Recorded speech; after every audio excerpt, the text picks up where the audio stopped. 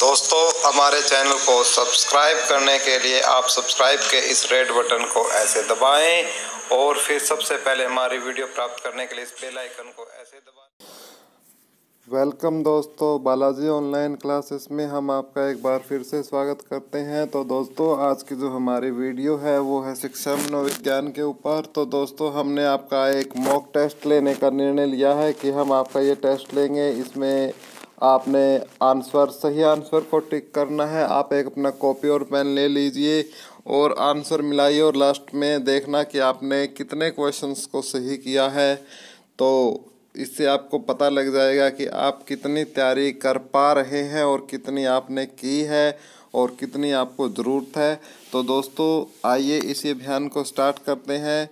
और इसमें हम ऑप्शन देंगे आपको। मैं ऑप्शन रीड करूँगा, उसके बाद मैं आपको उसका आंसर भी बताऊँगा, करेक्ट आंसर साथ के साथ। तब तक आपने अपना जो आंसर है वो लिख लेना है। तो हम स्टार्ट करते हैं अपनी ये बेहतरीन वीडियो। साथ ही मैं आपको बता दूं कि आपने जो हमारे लिए भी एक महत्वपूर्ण काम करना है कि हम आपके लिए इतना अच्छा मटेरियल लेके आ रहे हैं। तो प्लीज़ आप वीडियो को फेसबुक, ट्विटर या किसी भी सोशल साइट पे प्लीज़ शेयर कर देना। यदि आप शेयर नहीं कर सकते हैं, इतना आलस्य है, तो फिर आप वीडियो को प्लीज़ एटलीस्ट लाइक ज़रूर कर देना। और जो पहली बार हमारे चैनल पर आ रहे हैं वो किसी भी कंपटीशन एग्ज़ाम की तैयारी करने के लिए हमारी इस कोचिंग इंस्टीट्यूट को ज्वाइन कर सकते हो, जिसमें सिर्फ हम ऑनलाइन सुविधा ही देते हैं। तो पहला हमारा क्वेश्चन है कि टीएटी परीक्षण का निर्माण किसने किया। 4 ऑप्शन है आपके सामने।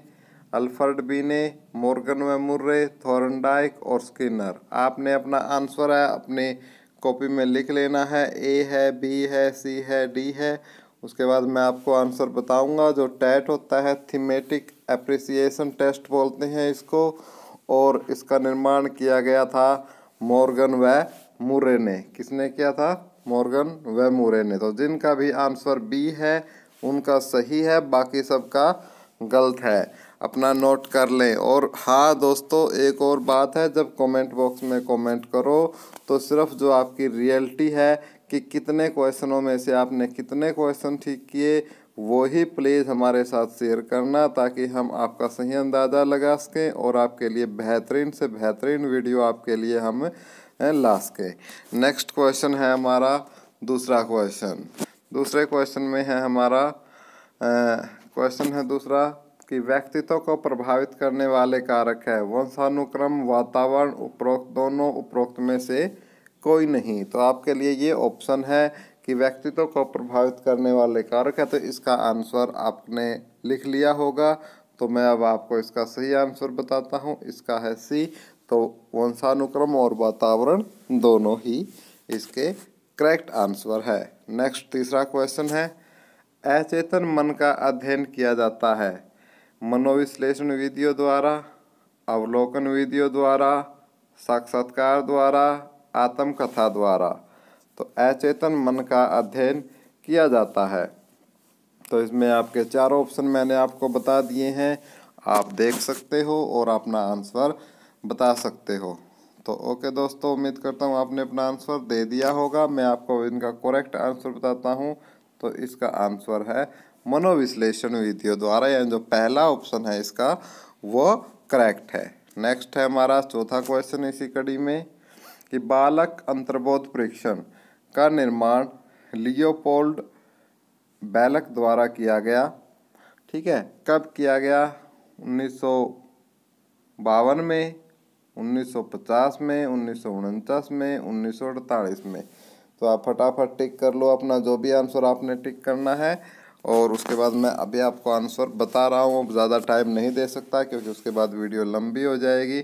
तो इसका आंसर होगा 1948 में। थोड़ा सा डिस्कस भी कर लेते हैं। एक तो पूछा जा सकता है कैट, चाइल्ड एप्रिसिएशन टेस्ट बोलते हैं इसको। और इसमें पूछा जा सकता है कि किसने बनाया। तो ये है इसके बनाने वाले निर्माता लियोपोल्ड बैलक ने इसको बनाया था।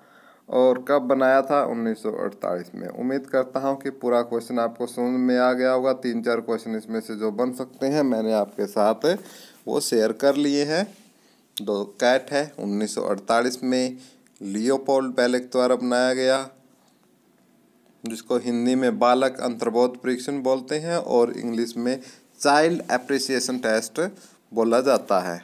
नेक्स्ट क्वेश्चन है हमारा, खेल और ड्रामा विधि के निर्माता थे। तो खेल और ड्रामा विधि के निर्माता मुरे और मॉर्गन, हरमन रोसा, जीएल मेरेनो और टेंडलर। तो फटाफट आप अपना आंसर लिख लो। मैंने ऑप्शन पढ़ दिए हैं, आप ऑप्शन पढ़ते ही अपना आंसर फट देसी लिख लिया करो। तो इसका आंसर है जेएल मोरेनो। नेक्स्ट छठा क्वेश्चन हमारा कि वर्तमान में सर्वोत्तम माने जाने वाला व्यक्तित्व का वर्गीकरण किसकी देन है? ओलपोर्ट, कैटल, जुंग, उपरोक्त सभी। तो वैसे तो इन सभी ने जो व्यक्तित्व का वर्गीकरण किया था, लेकिन जो जुंग का वर्गीकरण है वो सबसे बेस्ट बताया गया है। नेक्स्ट क्वेश्चन हमारा सातवां, अंतर्मुखी बालक होता है सबसे मिलकर चलने वाला, समस्याओं को पारस्परिक रूप से समझने वाला, एकांत में विश्वास रखने वाला, स्वयं को यथार्थ में ढालने वाला। तो आपके सामने चार ऑप्शन हैं, आप अपना आंसर देख लो क्या है। अंतर्मुखी बालक, तो इसका जो आंसर है वो होगा एकांत में विश्वास रखने वाला, यानी जो ऑप्शन स है हमारा वो बिल्कुल करेक्ट है। नेक्स्ट क्वेश्चन है हमारा आठवां, व्यक्तित्व के रचना सिद्धांत के प्रतिपादक है। चार ऑप्शन है आपके, फ्रायड, सेल्डन, गोल्डस्टीन, मोस्लो। तो चार ऑप्शन है, चार ऑप्शन में से आपको एक और ऑप्शन करेक्ट है, उसको बताना है कि व्यक्तित्व के रचना सिद्धांत के प्रतिपादक कौन है। तो जो बी ऑप्शन है हमारा वो सही है। तो जो सेल्डन है वो है व्यक्तित्व के रचना सिद्धांत के प्रतिपादक, बिल्कुल सही है। 9वें क्वेश्चन की तरफ चलते हैं। सेल्डन ने व्यक्तित्व का वर्गीकरण किस आधार पर किया? सामाजिकता के आधार पर, स्वभाव के आधार पर, शारीरिक बनावट के आधार पर, मस्तिष्क के आधार पर। चार ऑप्शन आपके सामने हमने दिए हैं और आपसे पूछा है कि सेल्डन ने व्यक्तित्व का वर्गीकरण किस आधार पर किया। तो अब आंसर की बारी है। तो सेल्डन ने जो व्यक्तित्व का वर्गीकरण किया था वो जो शारीरिक बनावट के आधार पर उन्होंने वर्गीकरण किया था। और इसके लिए आप यदि पूरी डिटेल में देखना चाहते हो तो प्लेलिस्ट में जाकर आप हमारी वीडियो देख सकते हो। साइकोलॉजी की काफ़ी सारी वीडियो है, हमने 20 से 25 वीडियो लगभग सारी साइकोलॉजी को हमने कवर करने की कोशिश की है, जो भी इम्पोर्टेंट टॉपिक है। तो दोस्तों यदि आप साइकोलॉजी की तैयारी करना चाहते हो, डिटेल में पढ़ना चाहते हो, तो आप प्लेलिस्ट में जाकर साइकोलॉजी की हमारी वीडियो देख सकते हो। बहुत सी अच्छे से हमने आपको एक्सप्लेन करके वहाँ पे एक्सप्लेन किया हुआ है, आपको बताया है। तो आप वहाँ पर जाकर हमारे वीडियोज़ है वो देख सकते हो, जो कि आपके लिए काफ़ी उपयोगी साबित होंगी। और भी काफ़ी सारी वहाँ पर वीडियो आपको मिल जाएंगी, हिंदी से रिलेटेड, इंग्लिश से रिलेटेड, मैथ साइंस से रिलेटेड भी आप प्लेलिस्ट में जाकर हमारे वीडियोज़ देख सकते हो। और हाँ दोस्तों, नेक्स्ट क्वेश्चन है अब हमारा 10वां, मॉर्गन और मुर्रे ने प्रासंगिक अंतर्बोध परीक्षण का निर्माण कब किया? मॉर्गन तथा मुर्रे ने प्रासंगिक अंतर्बोध परीक्षण का निर्माण कब किया? आपको चार ऑप्शन दिए गए हैं, 1933, 1935, 1942, 1948। तो कब किया? इसका आंसर है ब 1935 में किया। 11वां क्वेश्चन है हमारा, व्यक्तित्व के लिए अंग्रेजी शब्द पर्सनैलिटी है जो लैटिन भाषा के खालिस्तान शब्द से उत्पन्न हुआ है, जिसका अर्थ है मुखौटा। तो बताना है। तो पर्सन, पर्सोना, पर्सोनिया और पर्सनल। आपको इसका आंसर देना है। क्या है, आप सोच समझ के इसका आंसर दे, गलत ना हो जाए। बहुत ही अच्छे से आपको क्वेश्चंस को दोबारा से रीड करो और इसका आंसर दो। तो इसका आंसर होगा ब पर्सोना, जिसका अर्थ होता है मुखौटा, और इसी से पर्सनैलिटी शब्द जनरेट हुआ है। नेक्स्ट क्वेश्चन है, व्यक्तित्व मापन की प्रश्नावली विधि में जब प्रश्नों के उत्तर हाँ या ना में देने होते हैं तो यह कहलाती है बंद प्रश्नावली, खुली प्रश्नावली, सचित्र प्रश्नावली, मिश्रित प्रश्नावली। इसको क्या बोलते हैं? व्यक्तित्व मापन की प्रश्नावली विधि में जब प्रश्नों के उत्तर हाँ या ना में दिए जाते हैं तो उसको क्या, तो इसका जो आंसर होगा वो होगा आपका बंद प्रश्नावली। नेक्स्ट क्वेश्चन है हमारा 13वां क्वेश्चन है, व्यक्तित्व मापन की किस विधि में किसी समूह के व्यक्तियों में से पहली पसंद का व्यक्ति चुनने के लिए कहा जाता है रेटिंग स्केल, प्रश्नावली, निरीक्षण विधि, समाजमिति विधि। तो इसका आंसर होगा द समाजमिति विधि में मापन की विधि में समूह के व्यक्तियों में से पहली पसंद का व्यक्ति चुनने के लिए कहा जाता है। 14वां क्वेश्चन है, बाल्यावस्था में बालक का व्यक्तित्व होता है बहिर्मुखी, अंतर्मुखी, उभयमुखी, शर्मीला। क्या होता है? बाल्यावस्था में बालक का व्यक्तित्व होता है बहिर्मुखी, अंतर्मुखी, उभयमुखी, शर्मीला। तो आपको इसका ऑप्शन है, इसका करेक्ट आंसर है ए बहिर्मुखी।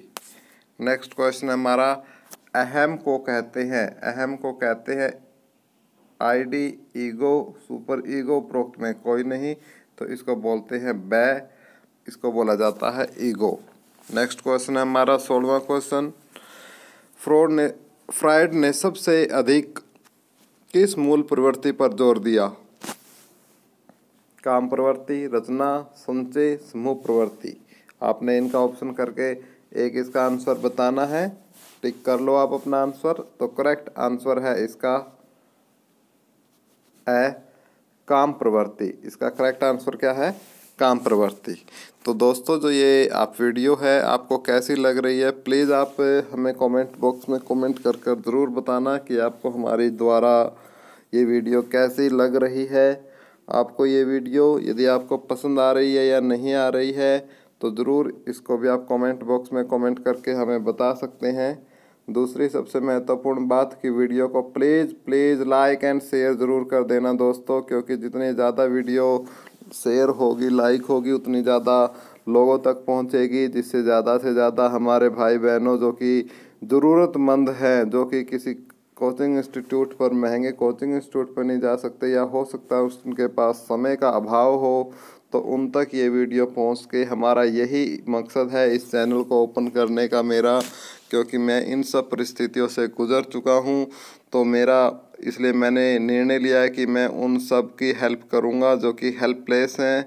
तो लेकिन इसमें आपका मुझे सहयोग की बहुत ही ज़्यादा ज़रूरत है। तो प्लीज़ वीडियो को लाइक और शेयर कर देना। और दोस्तों, आस पड़ोस में भी आप जो एग्ज़ाम की तैयारी, किसी भी कंपटीशन, चाहे वो एसएससी, सीजीएल हो, आरपीएससी हो, कोई भी कंपटीशन एग्ज़ाम क्यों ना हो, तैयारी कर रहे हैं, तो उनको भी हमारे चैनल के बारे में प्लीज़ ज़रूर बताएं और उनको हमारे साथ जोड़ें, उन बच्चों को, ताकि उनका भी फ़ायदा हो सके। तो दोस्तों, यही आपसे मैं एक रिक्वेस्ट करता हूं कि आप सहयोग दें हमारा, और मुझे उम्मीद है कि आप ज़रूर हमारा सहयोग देंगे।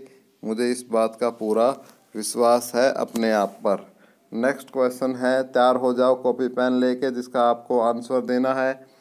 अंतर्मुखी व्यक्तित्व वाले व्यक्ति रुचि रखते हैं सामाजिक कार्यों में, भौतिक कार्यों में, दूसरे व्यक्तियों में, स्वयं अपने में। तो इसका आंसर आपको बताना है क्या है? तो इसका आंसर है स्वयं अपने में। नेक्स्ट क्वेश्चन है, निम्न में से कौन सी व्यक्ति मूल्यांकन की एक विधि नहीं है? जनिक विधि, मन जनजागरण विधि, केस अध्ययन विधि, प्रक्षेपण विधि। बिल्कुल ध्यान से पढ़ना है दोस्तों।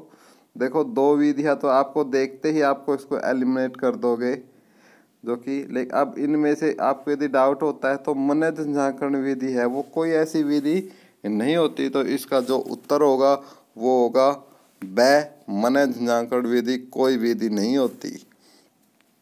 नेक्स्ट है 19वां क्वेश्चन हमारा। 19वें क्वेश्चन में है आपका कि क्रैचमर के अनुसार गोलाकार प्रकार के व्यक्ति हैं, जो पिकनिक टाइप के व्यक्ति होते हैं, उनका स्वभाव कैसा होता है? पहला, अत्यधिक क्रोधी। दूसरा, प्रशंसित व मिलनसारी। तीसरा, हष्ट-पुष्ट और सुडौल। और चौथा, उपरोक्त सभी या ये सभी प्रकार हो सकते हैं। तो आपको इसका आंसर बताना है। तो आपको बताना है कि पिकनिक प्रकार के जो व्यक्ति होते हैं वो उनका आंसर क्या होता है। तो इसमें चारों ऑप्शन में से आपको अपना आंसर है वो चूज कर लेना है, निकालना है वो ऑप्शन क्या है। तो इसका आंसर है ब, यानी प्रशंसित व मिलनसारी। नेक्स्ट क्वेश्चन है हमारा 20वां क्वेश्चन कि कैटिल ने व्यक्तित्व के प्राथमिक शील गुण बताए हैं कितने? 12, 20, 10, 13। तो व्यक्तित्व के कैटिल ने जो प्राथमिक शील गुण बताए हैं वो बताए हैं ऑप्शन पहला, यानी 12 बताए गए हैं। नेक्स्ट क्वेश्चन हमारा कि अच्छे चरित्र की विशेषता है गत्यात्मकता, स्थिरता, अपरिपक्वता और भीरुता। देखो जैसे ही ये दो तो हो ही नहीं सकते, अच्छा चरित्र कैसे हो सकता है? गत्यात्मक, गतिशीलता नहीं होनी चाहिए, तो इसका ऑप्शन होगा हमारा ब, स्थिरता। नेक्स्ट क्वेश्चन है बालक अंतर्बोध परीक्षण कैट का निर्माण लियोपोल्ड बेलेक द्वारा कब किया गया?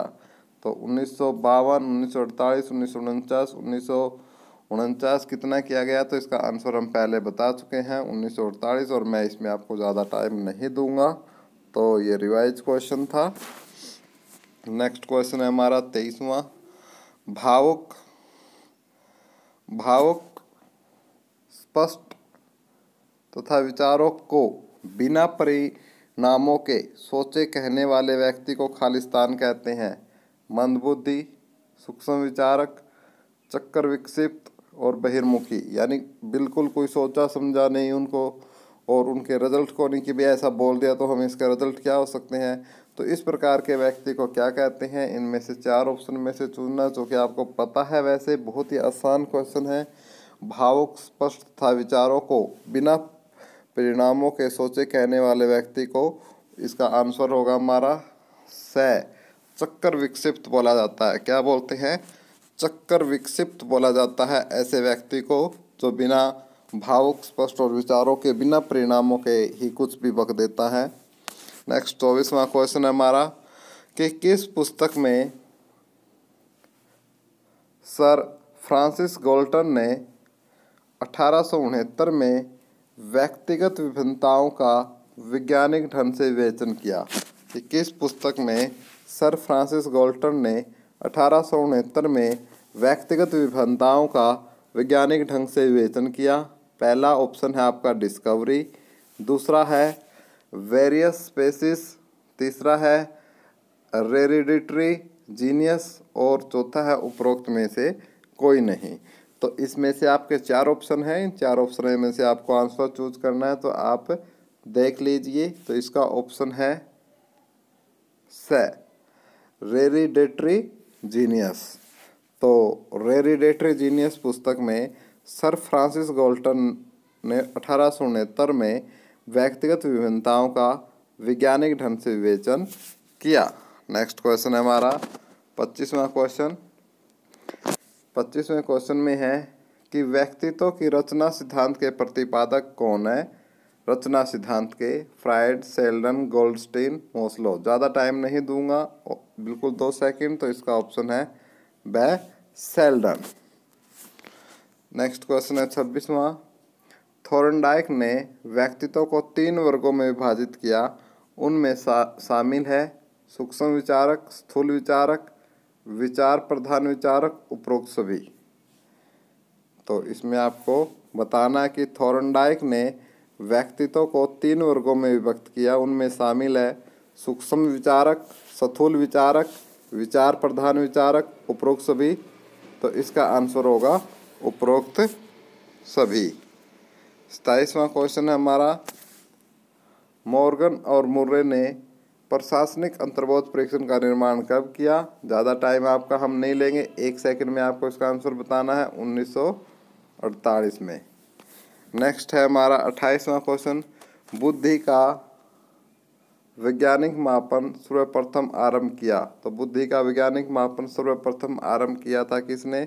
स्पीयरमैन ने, स्टर्न ने, बीने ने, गिलफोर्ड ने। तो बुद्धि का जो सबसे पहले मापन किया था वो किया था बीने ने। इसका आंसर होगा बीने ने। दोस्तों कैसे लगे आपको क्वेश्चंस? 2 क्वेश्चन मैं आपसे ओरली पूछूंगा जिसके आपको जवाब देने हैं, और फिर आपको 30 में से जो है आपका जो आंसर है कितने सही हैं कितने गलत है वो आपको हमें बताने हैं। तो मैं 2 क्वेश्चंस आपसे पूछता हूं।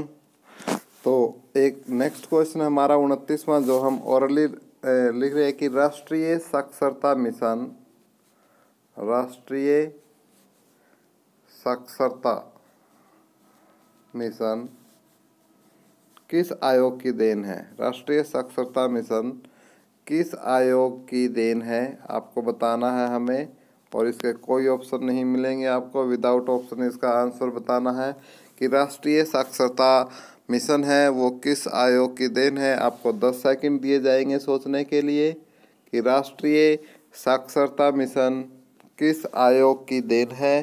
फिर हम आपको बताएंगे राष्ट्रीय साक्षरता मिशन किस आयोग की देन है। आपको हम 10 सेकंड सोचने के लिए दे रहे हैं। ये हमारा 29वां क्वेश्चन है। चूँकि हम टाइप नहीं कर पाए हैं, 28 ही क्वेश्चन टाइप कर पाए हैं कुछ टेक्निकल प्रॉब्लम के चलते। ये हम आपसे पूछ रहे हैं कि राष्ट्रीय साक्षरता मिशन किस आयोग की देन है?